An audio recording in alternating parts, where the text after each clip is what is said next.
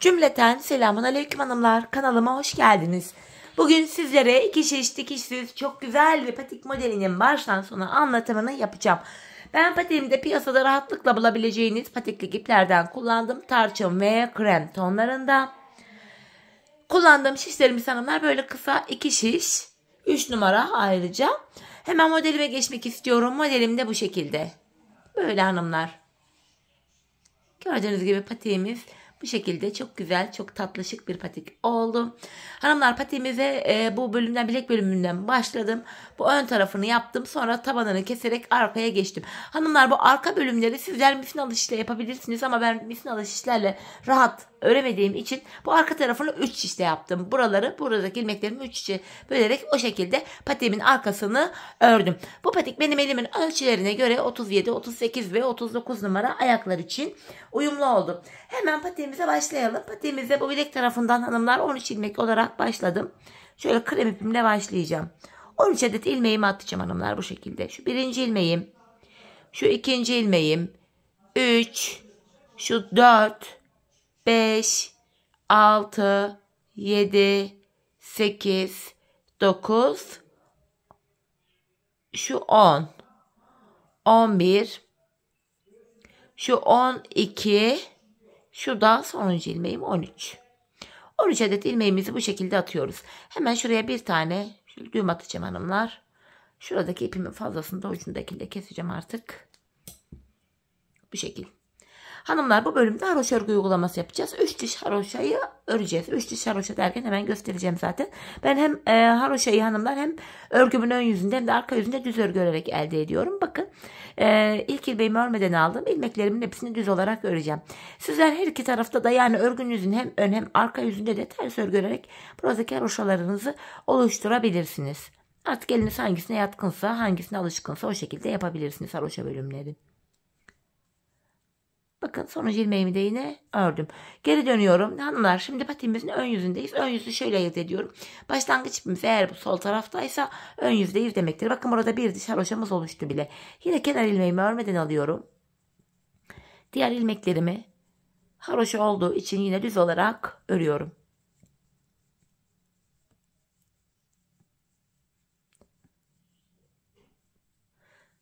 Bu şekil. Tekrardan geri dönüyorum. Yine kenar ilmeğimi örmeden aldım. Yine ilmeklerimi düz örüyorum. 3 diş haroşa olana kadar bu şekilde devam ediyoruz hanımlar. Yine sonuncu ilmeğimi de ördüm. Geri dönüyorum. Şöyle baktığımız anda hanımlar burada 1-2 diş haroşamız olmuş. Şimdi bir kere daha sıra sonuna kadar gideceğim. Arka yüzde de yine geri geleceğim. Bu şekilde bir diş haroşamız daha olacak. Toplamda 3 diş haroşa olduktan sonra artırmalarımıza başlayacağız. Yine sıra sonuna kadar ördüm ön yüzde, geri dönüyorum. Arka yüzde de yine ilmeklerimin hepsini yani 13 ilmeğimi düz olarak öreceğim. Böylece 3 diş haroşamız olacak. Bu şekilde. Sonuncu ilmeğimi de yine ördüm. Şöyle geri dönüyorum hanımlar. Bakın şu anda 1, 2, 3 diş haroşamız oldu. Bu modelimizde hanımlar sağ tarafta ve sol tarafta 5'er ilmek haroşamız olacak. Haroşalarımızın hemen önünde artırmalar yapacağız. Hem sağda hem de sol tarafta. Ortada kalan ilmeklerimizi de ön yüzde düz, arka yüzde ters olacak şekilde öreceğiz. Bu aşamada kenarda 5 ilmeğim haroşa olacak şimdi. Hem ön hem arka yüzde bu kenarlardaki 5'er ilmeğimi düz öreceğim. Kenar ilmeğim 1, yanındaki ilmeğim 2, 3, 4, 5. Kenarda olacak olan 5 tane haroşamı ördüm. Ardından artırmalar yapacağız hanımlar. Ön yüzde artırma yapıyoruz. Hep bakın buraya ipi parmağıma dolayıp bir ilmek attım. İlk artırmamı yaptım. Şimdi hanımlar burada 3 ilmek daha öreceğim. 1, 2, 3. 3 artırmadan sonra 3 ilmek daha ördüm. Bakın burada son 5 ilmeğim kaldı. Burada da yine 5 ilmek haroşamız var. Sağda ve solda. Tekrar ipimi parmağıma doluyorum. Tekrar artırmamı yaptım. Sonrasında 5 haroşamı örüyorum. Sadece hanımlar kenarlardaki 5'er ilmek haroşalarımızı hem ön hem arka yüzde düz olarak öreceğim. Arada kalan ilmeklerimizi de ön yüzde düz, arka yüzde ters olacak şekilde öreceğim. Yani bu bölümleri yapacağız. Şimdi geri dönüyorum. Arka yüzdeyiz. Kenar ilmeğimi örmeden aldım. Kenar ilmeğimle birlikte toplam 5 ilmek haroşam düz örüyorum. 3, 4, 5. Şimdi son 5 ilmeğime kadar buraya kadar olan ilmeklerimi arka yüzde olduğum için ters öreceğim. Bakın artırdığım ilmek burada. Bu dahil hepsini ters olarak öreceğim. Şuradaki ilmeğimi de yine ters ördüm. Son 5 ilmeğim hanımlar düz örüyorum. Bu şekilde artırmalarımızı yapıyoruz. 13 ilmeğimiz oldu. 2 ilmek artırdık. 15 ilmeğimiz oldu. Ön yüzde artırma yapacağız hanımlar. Arka yüzde artırma yapmıyoruz. Şimdi ön yüzdeyiz yeniden. Kenardaki 5 adet haroşamı öreceğim. Kenar ilmeğim 1, 2, 3, 4 ve 5. 5 tane ördükten sonra hemen artırma yapacağız. Hep haroşalardan hemen sonra artırmalarımızı yapıyoruz. İpimi parmağıma dolayıp buraya bir adet ilmek attım. Hemen yanına artırmamdan sonra 1-2 ilmek daha örüyorum. Yani hanımlar şöyle de hesaplayabiliriz. Haroşalarımızdan sonra 3 ilmek örüyoruz. Hemen bu ortaya, buraya bu şekilde modelimizi kurmaya başlayacağız. Bu minik desenlerimizi. Bu renkli ipimi elime alıyorum. Hanımlar şu şekilde bakın. Buradaki ortadaki ilmeğimin içinden renkli ipim ile şöyle bir adet ilmek çıkartıyorum. Bu krem ipimi daha şişinden bırakmadım. Bir ilmeğin içinden 3 ilmek çıkaracağız. İpimi şişime bir kere doluyorum. Aynı yerden bir ilmek daha çıkartıyorum. Bakın bir ilmeğin içinden 3 ilmek çıkarttık. Burada patiğimiz sökülmesin diye de renkli ipimin ucunu böyle krem ipime bağlıyorum. Bu şekilde ortaya modelimizin ilk sırasını kurduk. Modelimiz bu minik desenlerimiz 4 sıradan oluşuyor. Şu an ön yüzde ilk sırasını yaptık. Ardından hemen 2 ilmek daha düz ördüm. Sonrasında bakın burada 5 tane haroşam var. Hemen önüne artırmamı unutmuyorum. İpimi parmağıma dolayıp bir ilmek attım. Kalan 5 ilmeğimi düz olarak örüyorum. Bu şekilde. Ön yüzde hem modelimizi kurduk hem de artırmalarımızı yaptık. Şimdi arka yüzdeyim. Arka yüzde artırma yok. 5 ilmek haroşamı düz örüyorum. 2, 3, 4, 5. Sonrasında hanımlar burada 3 tane krem ilmeğim var. Üçünü de ters öreceğim şimdi. Arka yüzde olduğumuz için bunları ters örüyorum. 1, 2, 3. Şimdi bu minik desenimizin ikinci sırasındayız. İlk ilmeğimi, ilk renkli tarçın ilmeğimi örmeden alıyorum. Ortadaki tarçın ilmeğimi yine tarçın rengi ipim ile ters olarak örüyorum. Ve hemen yanındaki bir tane tarçın ilmeğimi de yine örmeden şişime aldım. Modelimizin ikinci sırası da buydu. Hemen yanında 3 ilmek tersim var. Artırdığım ilmeği de ters örüyorum. Ve son 5 ilmeğim haroşa olduğu için düz olarak örüyorum. Bu şekilde. Tekrardan geri dönüyoruz. Ön yüzdeyiz. Hem minik desenimizin yapılışına devam edeceğiz. Hem de artırmalarımızı yapacağız. Öncelikle 5 ilmek haroşamı örüyorum. 1, 2, 3, 4 ve 5. Ardından ipimi parmağıma dolayıp şuraya bir adet ilmeğimi atıyorum. Sonrasında hanımlar artırma yaptıktan sonra yani haroşamdan sonra artırmamı yaptım. Ardından 1-2 ilmek daha örüyorum. Yani bu tarçın rengi ilmeklerimin sağ tarafındaki kremime kadar ördüm. Şimdi yapacağımız işlem şu. Buradaki tarçın rengi ilmeğimi alıyorum. Kremin önüne gelecek şekilde üzerine gelip şöyle bırakıyorum. Ardından ikisini birlikte şöyle krem ipim ile keserek örüyorum. Ortadaki tarçın ilmeğimi örmeden alıyorum. Ve buradaki tarçın ilmeğimi de hemen sol tarafındaki krem ilmekle birlikte şöyle keserek örüyorum. Bu şekilde modelimizin 3. sırasını böyle yapıyoruz. Ardından burada 1-2 tane düz ilmeğim var. Bakın son 5 ilmeğim kaldı. Burada da hanımlar haroşalarımdan önce artırmamı yapıyorum ve 5 ilmek haroşamı örüyorum. Bu şekilde. Şimdi arka yüzdeyiz. Arka yüzde artırma işlemi yok ve bu minik desenimizin de son sırasını yapacağız. Kenar ilmeğimi aldım. İkinci ilmeğimi düz ördüm. 3, 4, 5. Sonrasında hanımlar diğer ilmeklerimi ters olarak örüyorum. Bu şekilde. Sadece bu ortadaki ipim benden tarafta arka yüzdeyim şu anda. Bir tarçın ilmeğimi örmeden sağ şişime aldım. Yine 5 haroşama kadar olan ilmeklerimi ters örüyorum. Bakın artırdığım ilmeğime kadar ters ördüm. Son 5 ilmeğimi haroşa düz olarak örüyorum. Bu sıramı da tamamlıyorum. Şimdi geri döndüm. Bakın ön yüzdeyiz. Buradaki modelimiz bitti hanımlar. Bu modelimizden sonra ön yüzde düz, arka yüzde ters olacak şekilde örüyoruz. Sonrasında bu diğer modellerimizi kuruyoruz. Ama artırmalarımıza devam edeceğiz. Yine 5 tane haroşa ilmeğimi öreceğim. 2, 3, 4 ve 5. Ardından artırmamı yapıyorum bu şekilde. Artırdım. Aradaki İlmeklerimi de düz öreceğim şimdi. Ön yüzdeyim. Buradaki ilmeklerimin hepsini son 5 ilmeğim kalana kadar yine örüyorum. Bakın hanımlar, son 5 ilmeğim kaldı. Yine ön yüzde olduğumuz için buraya da artırmamı yapıyorum. Şuraya bir adet ilmek atıyorum ve son 5 ilmeğimi haroşa olarak örüyorum. Bu şekilde. Geri dönüyoruz. Arka yüzdeyiz. Arka yüzde sadece kenarlardaki 5'er ilmek haroşalarımızı haroşa olarak öreceğiz. Yani düz olarak öreceğiz. Ortadaki bu ilmeklerimizi ters öreceğiz. Bu şekilde. Şu minik desenlerimiz de bitince ön yüzde düz, arka yüzde ters olacak şekilde 2 sıra örüyoruz. Sonra diğer modellerimizin kuruluşuna başlıyoruz hanımlar. Şöyle buradaki artırdığım ilmeğimi de yine ters ördüm. Son 5 ilmeğim haroşa olduğu için düz olarak örüyorum.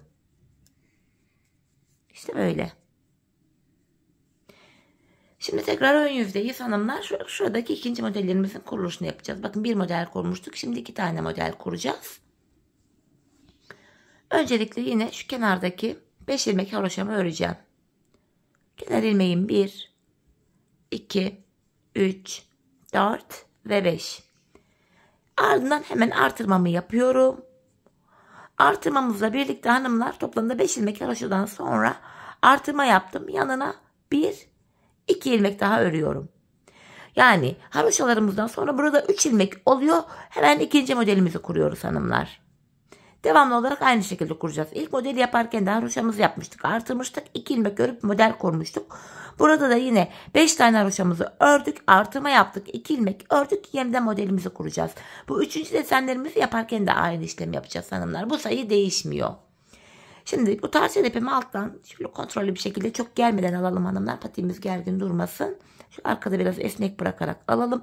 Burada kurduğumuz modelin aynısını burada da yapacağız. Bir ilmeğin içinden şöyle ipimi şişime bir kere doluyorum. 2 ve aynı ilmeğin içinden bir ilmek daha çıkartıyorum. 3. 3 tane ilmek çıkarttım. Şimdi arada 5 ilmeğim var. 1, 2, 3, 4, 5. Model aralarında buralarda 5'er ilmeğimiz var hanımlar. 5 ilmeğimi ördüm. Sonra hemen tarçın ipimi alıyorum. İkinci modelimi kuruyorum. İlmeğimin içinden bir ilmek çıkarttım. İpimi şişime bir kere doladım. Aynı ilmeğin içinden bir ilmek daha çıkarttım. Sonrasında 2 ilmek düzüm var. Krem ipimle ördüm. Artırmam var. Ve 5 ilmek düz örüyorum. Bu şekilde. İkinci modelimizin kurulumunu da yaptık. Şimdi geri dönüyoruz. Arka yüzdeyiz. Modelimizin bu ortadaki tarçın modelimizin ikinci sırasını yapıyoruz. Öncelikle kenardaki 5 ilmeğimi haroşa olarak ördüm. Diğer ilmeklerimi ters öreceğim. Tarçın ilmeğime kadar olan bakın 3 ilmeğimi ters ördüm. Bir tane tarçın ilmeğimi kenardakini ilkini örmeden sağ şişime alıyorum. Ortadaki tarçın ilmeğimi de yine tarçın ipim ile ters olarak örüyorum. Hemen yanındaki tarçın ilmeğimi de yine örmeden sağ şişime aktardım. Arada 5 tane kremimi yine ters olarak örüyorum. Bir diğer modelime geldim. İlk tarçın ilmeğimi örmeden sağ şişime alıyorum. Ortadaki tarçını ters olarak örüyorum ve hemen yanındaki tarçınımı da yine örmeden sağ şişime aldım. Yanında 3 ilmek tersim var. Ters ördüm. Son 5 ilmeğim kaldı. 5 ilmeğim haroşa olduğu için düz olarak örüp bu sıramı da tamamlıyorum. Tekrar geri döndük. Bu desenimizin şimdi 3. sırasını yapacağız. Ön yüzdeyiz ve pardon ipimi düzelteceğim derken patiğimi kaçırdım. Evet yakaladım. Öncelikle hanımlar kenardaki 5 ilmek haroşamı öreceğim. Şöyle. 1, 2, 3, 4 ve 5. Artırmamı da devam ediyorum. İpimi parmağıma dolayıp buraya bir ilmek attım. Artırma yaptıktan sonra 2 ilmek daha ördüm. Yani bu tarçınlarımın hemen sağındaki ilmeğime kadar ördüm.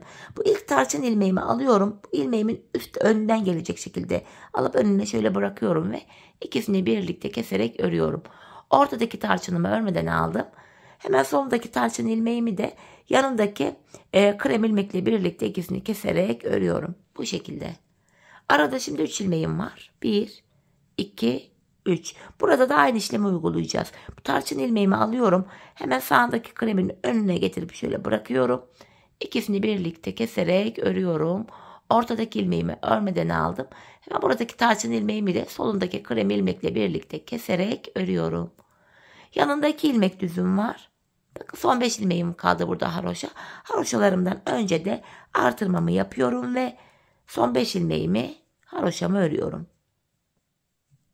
Modelimizin 3. sırasını tamamladık burada. Şimdi arka yüzdeyiz. Modelimizin 4. ve sonuncu sırasını da yapacağız hanımlar.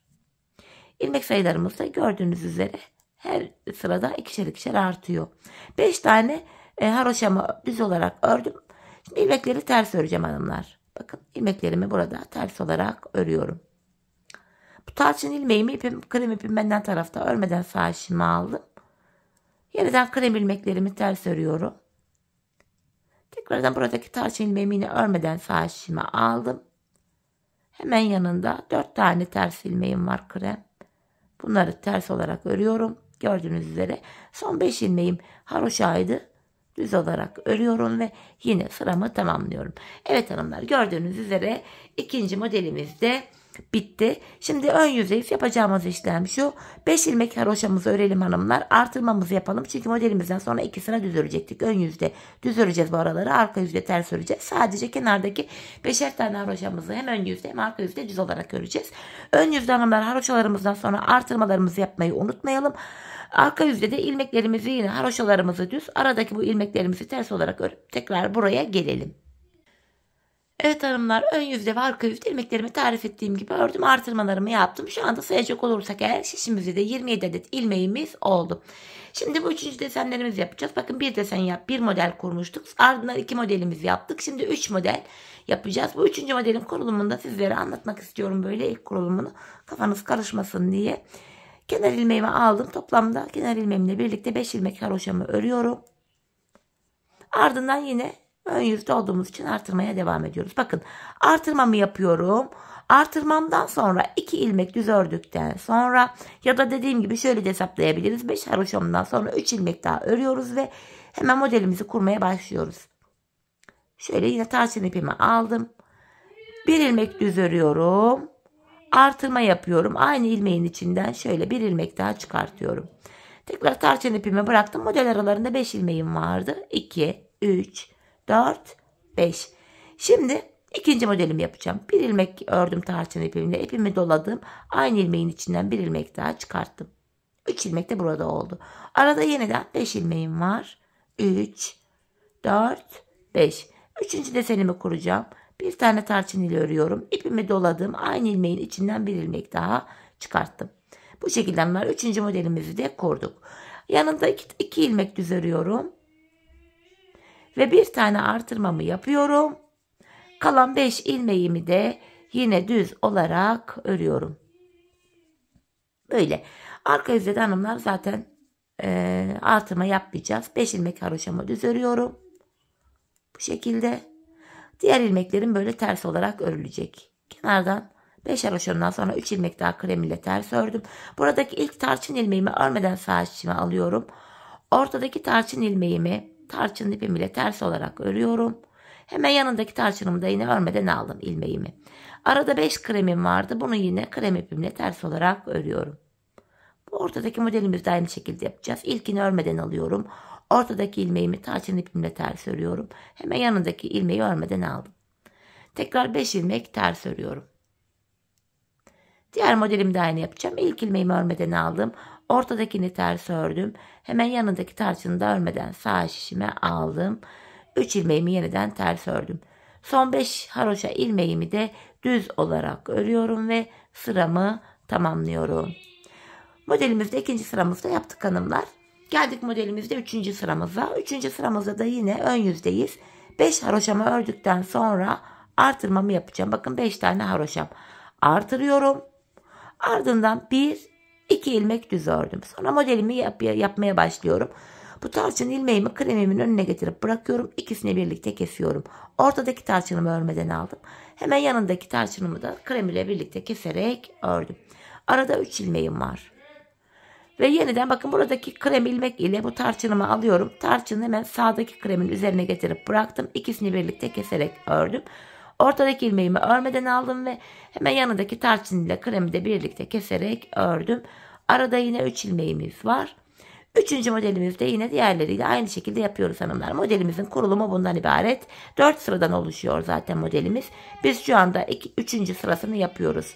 Son 5 ilmeğim kaldı. Artırmamı yaptım ve son 5 haroşamı düz olarak örüyorum. Şimdi arka yüzdeyiz. Arka yüzde yine haroşalarımızı haroşa olarak öreceğiz. Modelimizin de 4. sırasını yapacağız. 5 haroşamı düz örüyorum. Arka yüzde olduğum için ilmeklerimi, arada kalan ilmeklerimi ters örüyorum. Bu sadece tarçınlarımı örmeden alıyorum. Kalan ilmeklerimi yine ters olarak örüyorum. Tarçınımı yine örmeden aldım. Bakın yine ipim benden tarafta. Tarçın ilmeğimi örmeden alıyorum. Son 5 ilmek kalana kadar ters örüyorum. Bakın artırdığım ilmek dahil hepsini ters ördüm. Son 5 ilmeğim haroşaydı. Düz olarak örüyorum hanımlar. Modelimizi 4. sırasında tamamladık. Modelimiz bitti. Şimdi hanımlar yine kenarlarda 5'er ilmek haroşalarımızı öreceğiz. Haroşalarımızdan ön yüzde. Haroşalarımızdan hemen burada haroşamdan sonra ilmek atacağım, artıracağım. Burada da haroşamdan önce bir ilmek atacağım, artıracağım. Bu şekilde yapacağız. 2 sıradan sonra yeniden tekrar bu modelimizi kuracağız hanımlar. Bakın 3'lü model kurmuştuk. İlk başta 1 model yaptık. 2 model yaptık. 3 yaptık. Bir sonraki sırada bakın buraya 4 model yapacağız. Sonrasında 5 model yapacağız. En son 6 adet model yapacağız hanımlar. Bu şekilde 6 model olana kadar devam edecek. Sırada 6 model olana kadar devam edecek. Hanımlar 6. modelimizi yaptıktan sonra da yine ön yüzde düz, arka yüzde ters olacak şekilde öreceğiz. Artırmalarımızda da tabii ki de her defasında devam edeceğiz. Bu şekilde hanımlar şişimizde toplamda 51 ilmeğimiz olana kadar hem modelimizi kuralım her 2 sırada bir, hem de artırmalarımızı yapalım. Gelelim dediğim gibi 6. model, 6 adet model kurduktan sonra bakın buraya 3 tane yaptık. Burada toplamda 6 model olacak. 6 modelimiz bittikten sonra yine ön yüzde düz, arka yüzde ters olacak şekilde ilmekleri öreceğiz. Ta ki 51 ilmeğimiz olana kadar da artırmalarımızı yapacağız. Şimdi hep birlikte bu bölüme kadar örelim, gelelim. Sonra da patiğimizin burun kısmından itibaren tabanını yapmaya başlayalım. Evet sevgili hanımlar, ben toplamda 6 modelim olana kadar patiğimin ön bölümünü ördüm. Ardından ön yüzde düz, arka yüzde ters olacak şekilde yine ilmeklerimi ördüm geldim. Şimdi şu anda 51 adet ilmeğim oldu. Daha büyük yapmak isteyenler artırmalara devam edebilirler burada. Ön yüzde düz, arka yüzde ters olacak şekilde devam ettirebilirler. Bu şekilde ayağınızın üzerine ölçerek de devam edebilirsiniz hanımlar. Şöyle ayağınızı ölçün bilek tarafından. Bu kadar, artık ne kadar örmek istiyorsanız o kadar uzatabilirsiniz burayı. Ben en son 6 model olana kadar kurdum. Sizler 7 model olana kadar da buna devam edebilirsiniz artırma yaparak. Şimdi patiğimizin taban bölümünü yapacağız hanımlar. Patiğimizin şu taban bölümü için ben 9 ilmek ayırdım. 9 ilmek üzerinden yaptım. Şişimizde toplamda 51 ilmek var. 9 ilmek tabana ayırınca geriye 42 ilmek kalıyor. 42'yi de 2 eşit parçaya böldüğümüz anda, 2 yana ayırdığımız anda 21'er tane ilmek düşüyor. Taban hesaplamanızı, sayınız kaç olursa olsun bu şekilde yapabilirsiniz. Şimdi kenardaki ilk 21 ilmeğimi öreceğim sevgili hanımlar. Şurada 5 ilmek haroşam vardı. 5. Yine düz olarak sayarak devam edeceğim. 21 ilmeğimi öreceğim. 6, 7, 8, 9, 10, 11, 12, 13, 14, 15, 16, 17, 18, 19, 20, 21. Kenardaki 21 ilmeğimi ördüm. Şimdi tabanımız için 9 ilmeğimiz var. Bu 9 ilmeğimizi de öreceğim hanımlar. Şimdi 9 ilmek daha öreceğim. Sayarak gidiyorum. 1, 2, 3, 4, 5, 6, 7, 8 ve 9. 9 ilmek daha ördüm. Şimdi saydığımızda da burada da 21 ilmek kalıyor. Dilerseniz sayalım. 5, 10, 15, 20. Gördüğünüz gibi burada da 21 ilmek kaldı. Şimdi geri döneceğiz hanımlar. Artık 9 ilmek üzerinden işlem yapacağız. İpim benden tarafta, bu ilk ilmeğimi örmeden alıyorum. Burada hanımlar ön yüzde düz, arka yüzde ters örgü uygulaması yapıyoruz. İkinci ilmeğimi de ters ördüm. 3, 4, 5, 6, 7, 8. 8 adet ilmeğimi hanımlar ters olarak ördüm. 9. ilmeğime gelince şu 9. ilmeğimle birlikte kenardan da bir ilmek alıyorum. İkisini birlikte keserek örüyorum. 9. ilmeğimi burada arka taraftan, arka yüzde olduğumuz için kesim yaptım. Şimdi yine geri dönüyorum. İlk ilmeğimi bakın örmeden aldım. İkinciyi örüyorum. 3, 4, 5, 6, 7, 8. 8 ilmeğimi ördüm. 9.'yu örerken şimdi de ön yüzdeyim. Şişimden de bir ilmek alıyorum. Ön yüzde olduğum için burada düzden kesim yapıyorum. 8 ilmeğimizi örüyoruz. 9'uncuyu örerken ön yüzdeysek eğer düz taraftan kesim yapıyoruz. Arka yüzdeysek de ters taraftan kesim yapıyoruz. Şimdi tekrardan geri dönüyorum. Bakın ipim yine benden tarafta, şöyle ilk ilmeğimi örmeden aldım. Arka yüzdeyim. İkinci ilmeğimi örüyorum. 3, 4, 5, 6, 7, 8, 9. ilmeğime geldim. 9. ilmeğimi örerken de yine şişimden de bir ilmek alıyorum. İkisini birlikte tersten kesim yapıyorum. Tekrar geri döndüm. İpim karşıda, ilk ilmeğimi örmeden alıyorum. İkinciyi ördüm. 3, 4, 5, 6, 7, 8, 9'uncuya geldim. 9. ilmeğimi örerken hemen şişimden de bir ilmek alıyorum. İkisini birlikte keserek örüyorum. Bakın hanımlar, tabanımızı bu şekilde oluşturacağız. Şimdi geri dönüyorum. Arka yüzdeyim. İpim benden tarafta bu defa. İlk ilmeğimi örmeden aldım. İkinciyi örüyorum. Ters örüyorum. 3, 4, 5, 6, 7, 8, 9'uncuya da gelince şişimden de bir ilmek alıyorum.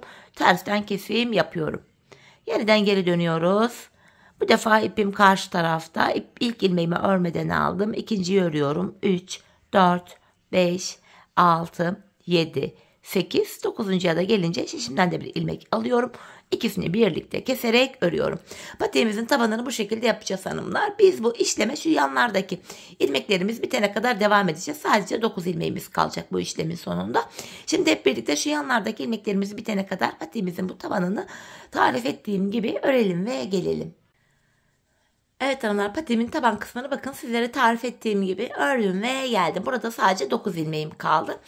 Hanımlar, şimdi 3 işe geçeceğiz diye videonun başında söylemiştim. O nokta tam olarak burası. Şimdi en son kesimimi buradan yapmıştım. Şimdi burada hanımlar bakın haroşalarımız var. Haroşaların yanında da kenar ilmek yerlerimiz var. Buradan bu şekilde şişimizle 21 adet ilmek çıkaracağız hanımlar. Şöyle. Kenar ilmek yerleri zaten kendini hemen belli ediyor bu şekilde. Hanımlar, zaten kenarlarda 21'er tane ilmek bırakmıştık. Hani şu bölümde, bu aşamada 21 ilmek bırakmıştık. 21 ilmek çıkaracağım. Eğer ki siz bu kenarlarda ilmek sayısını benden daha çok yaptıysanız 23, 25, 27 ilmeğiniz varsa o kadar ilmek çıkaracaksınız. Şimdi sırasıyla buralardan şöyle ilmeklerimi çıkartıyorum. Bakın şu birinci ilmeğim. Şu kenar ilmek yerine giriyorum. İlmeğin iki kanadından birden 2, 3, 4, 5, 6, 7, 8, 9, 10, 11, 12, 13, 14, 15, 16, 17, 18, 19, 20 ve hemen şu son kenar ilmek yerine de şişimi takıp ilmeğimi çıkarttım. 21. Şimdi geri döneceğim. Şöyle diğer şişimi alıyorum elime. Bu aşamada hanımlar şöyle misinalı şiş de tercih edebilirsiniz ama dediğim gibi ben misinalı şişleri rahat kullanamıyorum. Kenar ilmeğimi örmeden aldım. Hanımlar bakın, şu patiğimizin şu kenarlarında da yine 5'er ilmek haroşamız var. Bu kenar ilmeğimle birlikte toplam 5 adet ilmeğimi düz örüyorum. Şu ikinci ilmeğim. 3, 4, 5. Bu aralarda da ön yüzde düz, arka yüzde ters örgü uygulaması yapacağız. Şu anda arka yüzde olduğumuz için buradaki ilmeklerimi de ters olarak örüyorum. Bu şekilde hepsini sırasıyla ters örüyorum.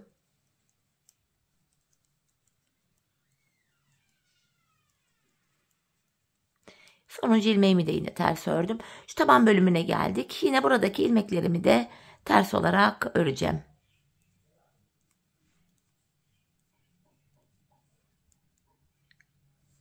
Şimdi geldik bu taraftan ilmek çıkartmaya. Buradan da yine aynı şekilde 21 tane ilmek çıkartacağız. Hanımlar, buradaki ilmeklerimizi bu şekilde çıkartırsak ön yüzde çirkin bir görüntü olur. Böyle bir görüntü olur. Buradan ilmek çıkartırken şöyle iç taraftan girip o şekilde ilmek çıkarıyoruz. Şöyle iç taraftan giriyoruz. Şöyle ilmeklerimizi çıkartıyoruz bakın sırasıyla. Bu şekilde zorlanırsanız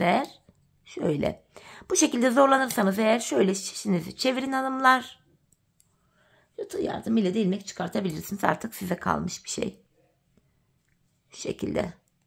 Bakın 3 ilmeğim oldu burada. Yine kenar ilmek yerlerine sırasıyla batıp şöyle çıkartabilirsiniz ilmeklerinizi. Şu 5 ilmeğimiz oldu.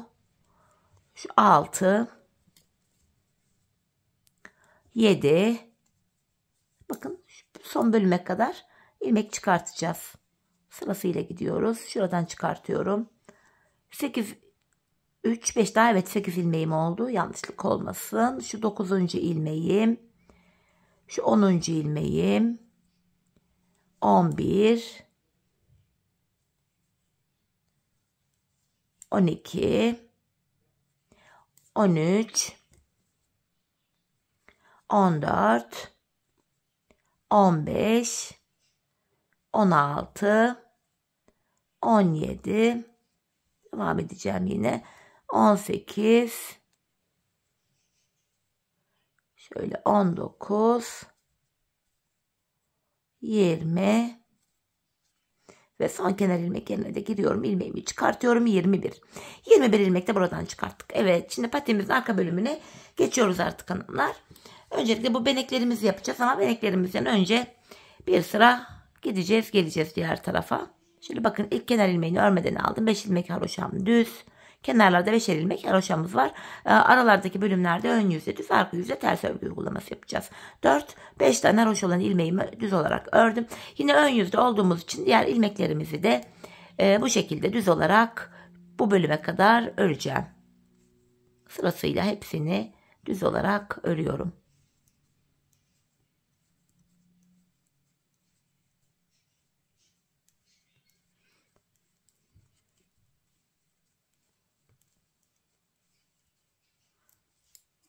Bu şekilde taban bölümüne geldim. Şuradaki 9 ilmeğim vardı. Hatta buradaki ilmekleri aynı şeyde birleştirebilirdik hanımlar. İlmek şiş sayıları da azalır. Hani 9 ilmeğin 5'ini bir tarafa, 4'ünü diğer şişimize de takarak devam edebiliriz. O şekilde de olur. Ya da misinalı şişlerle de artık yapılıyor. Ama dediğim gibi ben misinalı şişlerle aramda büyük bir düşmanlık var. Bir türlü kullanmayı beceremedim. Diğer yana geçtim. Bu yine buradaki ilmeklerimi de düz olarak örüyorum.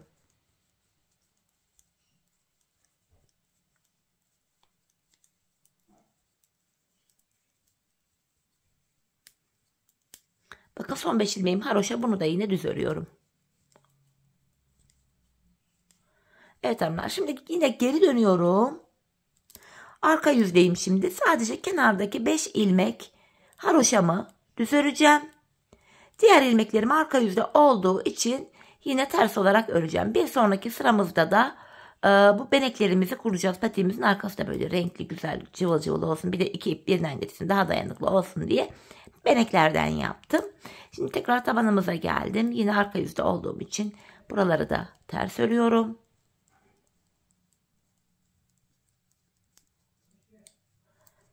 Son şişime geldim.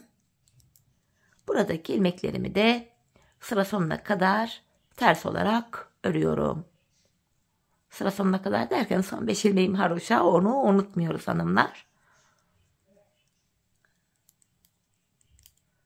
Bakın, burada son 5 ilmeğim haroşa olduğu için düz örüyorum. Şu 3. şu 4. şu da 5. haroşam. Şimdi geri döndüm. Tekrardan ön yüzdeyiz. Bu defa beneklerimizle yapmaya başlayacağız. Şu tarçın ipimi de şöyle hazırlayıp önüme koyayım. Yine 5 ilmek haroşamı öreceğim. Kenar ilmeğimle birlikte 5 ilmek haroşamı örüyorum. 5 ilmek haroşam biter bitmez hemen beneğimize başlıyoruz. Yani patiğimizin bu bölümlerini yapıyoruz hanımlar. Buraya tarçın ipimi ekliyorum. 1 ilmek örüyorum. Hemen ardından bu 1 ilmeğimi şöyle ipimin ucunu krem ipime bağladım, sonradan sökülmesin diye. Bu aşamada hanımlar ön yüzde olduğumuz için düz öreceğiz. 3 tane krem, 1 tane tarçın olacak şekilde beneklerimi oluşturacağım. 3 krem, 1 tarçın örüyorum. İp geçişlerinde bu arkadaki mesafeyi böyle çok sıkı tutmayalım hanımlar. Patiğimiz böyle sıkılır, sıkışık durur, güzel durmaz, gergin olur. İp mesafelerini ayarlayalım. 3 tane krem, 1 tarçın. 3 krem,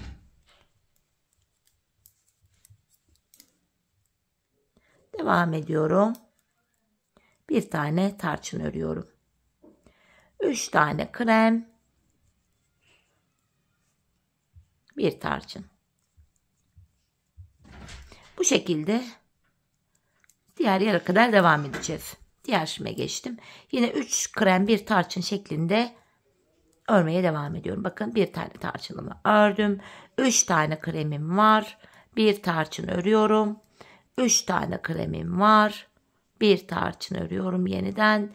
3 krem, Bir tane tarçın rengi örüyorum. Son 5 ilmeğim haroşa olduğu için hepsini düz olarak örüp sıramı tamamlıyorum. İlk sıra beneklerimizi kurduk hanımlar. Her 2 sırada bir bu benek işlemini tekrar edeceğiz. Bu tarçın ipimizi kesmemize, koparmamıza, her defasında yeniden eklememize gerek yok. Çünkü ipin yönü denk geliyor her 2 sırada bir yapınca. Şimdi yine kenar ilmeğimi aldım. 5 ilmek haroşamı örüyorum. Şöyle 5. İlmeklerimin hepsini tarçın ipim burada bekleyecek hanımlar. Arka yüzdeyim. Ters olarak diğer bilek ayrımı yaptığımız bu bölüme kadar ilmeklerimizi ters olarak öreceğiz. Bu şekilde bir sıra olacak. Sonrasında yeniden tekrar ön yüze gelmiş olacağız. Ön yüzde tekrardan ilmeklerimizi bu bölüme kadar örelim hanımlar. Beneğimizden sonra ikinci sıramız olmuş olacak. Her 2 sırada bir benek kuruyorduk. İkinci sıra beneklerimizi nasıl kurduğunu bu aşamayı ördükten sonra sizlere tekrardan kısaca göstereceğim. Evet hanımlar, beneğimizden sonra bakın diğer tarafa kadar ters ördüm. Arka yüzden de yine bu bölümden de düz yüzden ördüm geldim. Yani kısaca anlatamadım. Beneğimizden sonra 2 sıra ördüm. Tekrar buraya geldim. Şimdi ikinci sıra beneklerimizi kuracağız. İpimiz burada olduğu için tarçın ipimiz. Bakın ipimizin yönü denk geliyor. Diğer beneklerimizi nasıl kuracağımızı da hemen sizlere anlatacağım. Şöyle kenardaki 5 adet haroşamı öncelikle örüyorum. Şu 3, 4, 5. Şöyle baktığımız anda hanımlar bakın bir sonraki beneğimizi bir alttaki beneğimizin tam ortasına gelecek şekilde kuruyoruz. Yani şöyle baktığımız anda hemen 5 tane haroşamdan sonra şurada bir tane benek var. 3 ilmek var, yanında bir benek daha var. Tam 3 ilmeğin şu ortasına denk gelecek şekilde şuraya ortanca ilmeğimi beneğimi kuracağım. 5 tane haroşamdan sonra 2 tane ters örüyorum. Alttaki beneğimizin tam ortasına buraya bir ilmek tarçın rengi örerek beneğimi oluşturuyorum. Sonrasında yeniden 3 krem 1 tarçın diye devam ediyoruz. Böyle. Bu defa beneklerimiz arka yüze denk geldi. Zaten bir sıra benek arka yüzden, bir sıra benek ön yüzden sırasıyla bu şekilde devam ediyor. Dediğim gibi her 2 sırada bir benek kuruyoruz hanımlar. Bakın yeniden 3 krem 1 tarçın olacak şekilde arka yüzde ilmeklerimi örüyorum. Şu ikinci kremim, şu da üçüncü kremim. Tekrardan şöyle tarçınımı alıyorum. Bir tarçını ördüm. Yeniden 3 krem. 1 tarçın. 3 krem. 2 ve diğer şimdiden devam edeceğim. Şu 3. Şu bir tane tarçınım. Tekrardan 3 kremimi örüyorum. 1 tarçın. Yine arkadaki ip geçişlerindeki şu mesafelere önem verelim hanımlar. Bu gerçekten patiklerimizde çok önemli bir detay. Bazı hanımlar buna dikkat etmiyor. Böyle sıkarak örüyor arkadan. Sonra diyorlar ki ölçüleriniz tutmadı. Patiğim küçük oldu. Benim ölçülerimi tutuyor hanımlar ama sizin bu ip gerdirme olaylarınız ne olacak acaba? Böyle bakın gayet esnek bırakın. Şöyle yapınca bakın patik açılmalı. Gördünüz mü? Böyle esnek olmalı. Yeniden bakın 2 ilmek daha ördüm son tarçınımdan sonra. Bakın burada bakın benek yapacak ilmek kalmadı. Son 5 ilmeğime geldim. Son 5 ilmeğim de haroşa olduğu için düz olarak örüyorum. Şöyle döndüğümüz anda hanımlar bakın ikinci beneklerimizi de burada oluşturduk bile. Yapacağımız işlem şu: ön yüzde düz öreceğiz. Beneklerimizden sonra bir sıra olacak. Arka yüzeyi tekrardan ters olarak geleceğiz. Beneğimizden sonra ikinci sıra olacak ve yeniden diğer beneklerimizi kuracağız. Diğer beneklerimizde hanımlar yine bir alttaki beneklerimizin tam ortasına gelecek şekilde ayarlıyoruz. Sırasıyla böyle devam ediyor. Zaten birinci benek, üçüncü benek, 5, 7, 9, 11. benekler aynı hizadan. 2, 4, 6, 8, 10 bu şekilde benekler aynı hizadan devam edecek. Hanımlar ben bu patiğimin arkasına ne kadar ördüm hemen sizlere de onu söylemek istiyorum. Bakın şuradaki haroşa sıralarımız var. Ben 17 sıra haroşa ördüm. Benim ölçülerime göre tam geldi. Çünkü ben ayağı ölçerek yaptım mankenime. Sizler bu şekilde örerken şöyle patiğinizi alacaksınız. Şöyle ayağınıza deneyin hanımlar. Şu şekilde giyeceksiniz. Şöyle manken ayak da böyle kaygan olduğu için. Şöyle bakın ayağınıza giyin. Ölçün. Bu şekilde ayağınıza tripodu da oynattık. Şöyle giyiyorsunuz. Bu arka bölümünü topuğunuzun bir kenarına kadar öreceksiniz hanımlar. Bu kenara gelene kadar öreceksiniz. O şekilde çok daha iyi, net, güzel sonuçlar elde edersiniz. Bu yüzden ayağınızı ölçerek yapmanızda fayda var diyorum. Dediğim gibi ben 17 sıra böyle haroşa yaptım. Belek sırasını sayacak olursak da sayalım. 1, 2, 3, 4, 5, 6, 7, 8, 9, 10, 11 tane benek yaptım. Tam denk geldi. Şimdi hep birlikte patiğimizin arkasını örelim, gelelim. Sonra da birlikte bu şekilde topuğumuza başlayalım.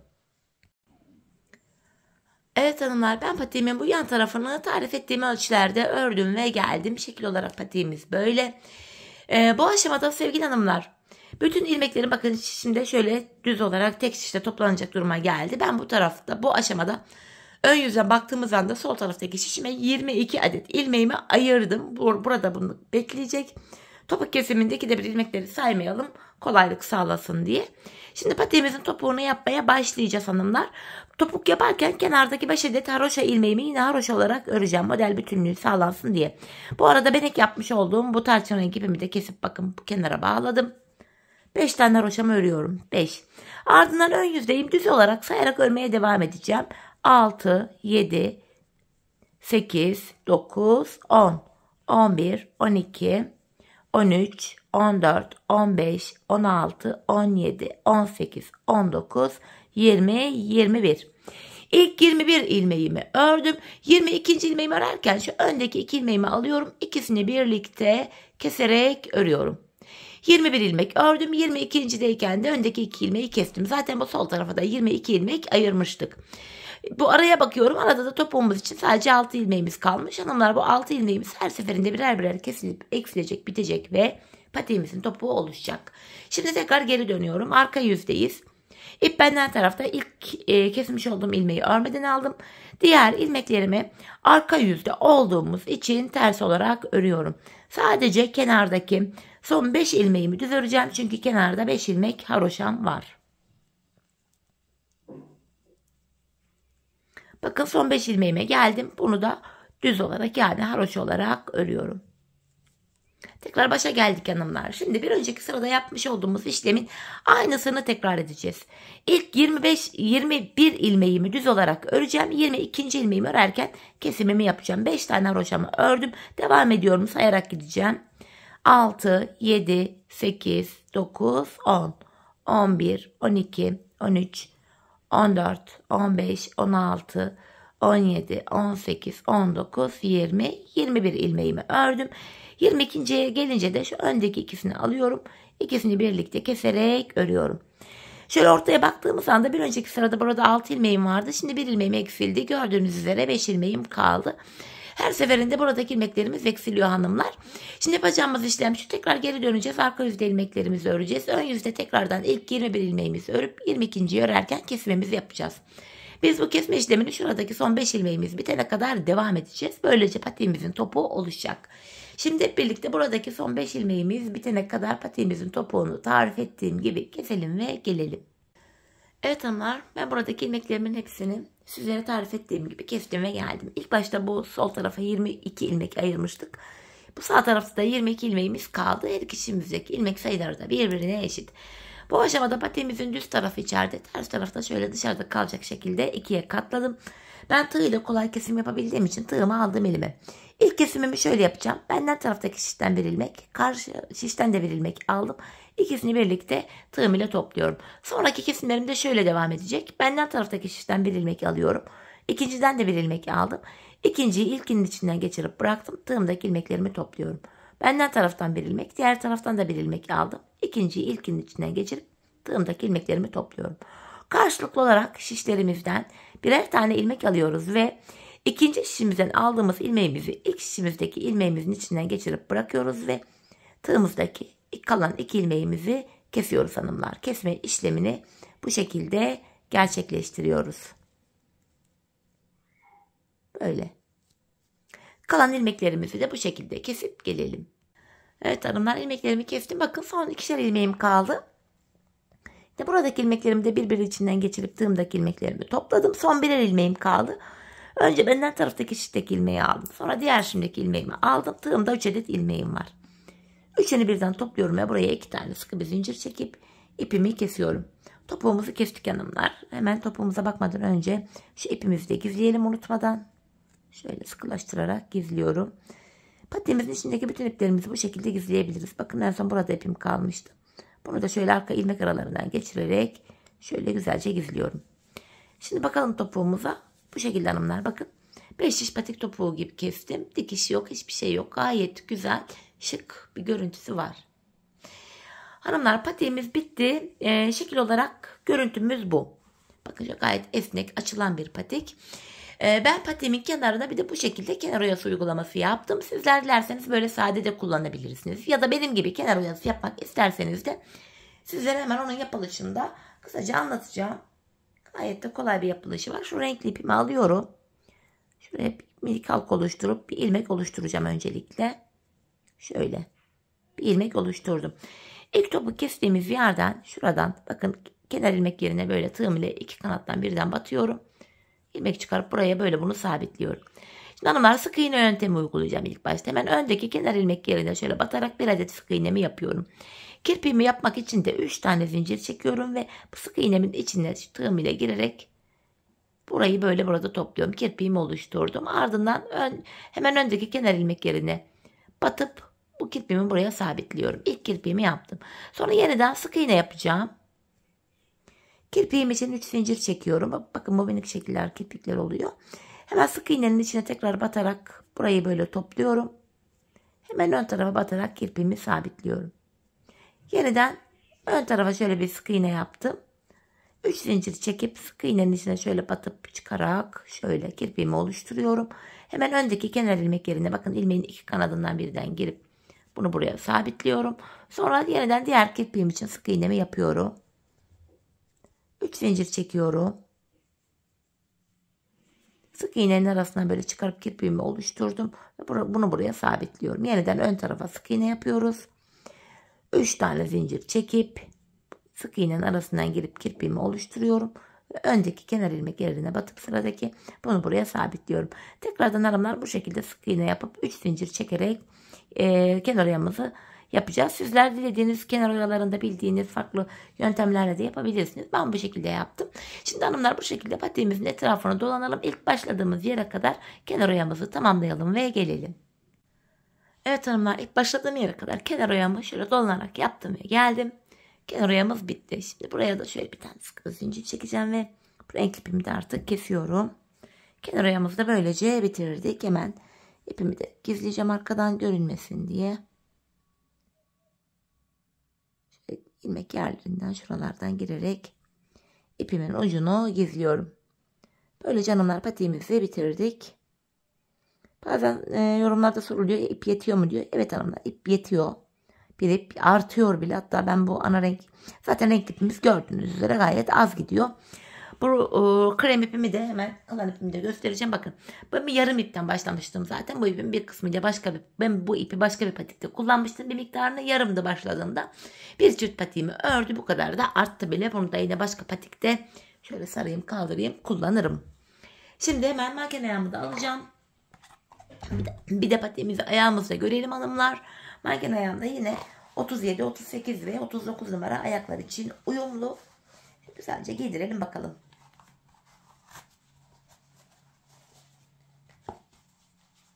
Evet hanımlar. Bakın. Kenarlarını düzeltelim şu arkalarını. İşte patiğimiz bu şekilde. Gördüğünüz gibi gayet kolay, şık, güzel bir patik oldu. Burası tabanımız. Hiçbir yerinde dikiş yok. O yüzden patiğin tabanı da gayet ayakta rahat oluyor. Topumuzu da şöyle yakından göstermek istiyorum. Bakın. Şöyle kesim yerimizde böyle izi bile belli değil. Çok hoş, şık, güzel bir model oldu. Evet hanımlar yine birlikte güzel bir modelin daha sonuna geldik. Umarım sizlere faydalı, hoş bir video olmuştur. Yeni modellerde, yeni videolarda buluşmak dileğiyle. Şimdilik hoşça kalın, sağlıcakla kalın.